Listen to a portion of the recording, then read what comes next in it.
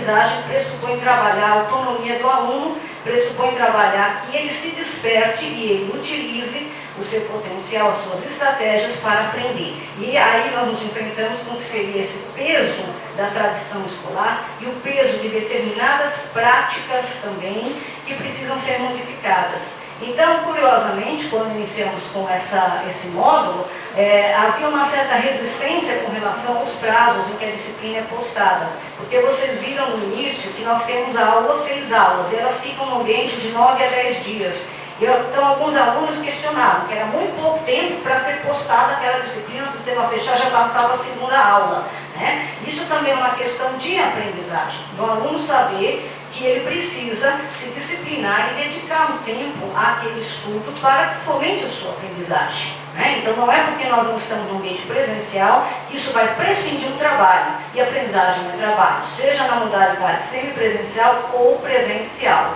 Isso exige sim um certo trabalho e muitas vezes isso precisa ser lembrado aos nossos alunos. Né? Então eu termino aqui a minha apresentação, passo rapidamente algumas referências, né, em que eu me baseei nessa apresentação. Eu discuto mais atentamente essas questões de letramento nesse artigo que foi publicado na Universidade Complutense de Madrid, em que eu trato mais profundamente essas questões de letramento. E outras questões de letramento e o que eu falei rapidamente de estilos de aprendizagem se encontram aqui nessa listagem.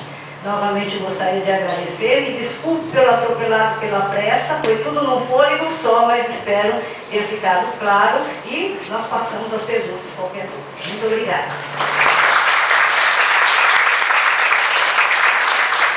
Obrigada, professora Lívia, e infelizmente, né, eu acho que nós não teremos tempo para perguntas, porque são 9h33 e as sessões, né, estão programadas para começar agora.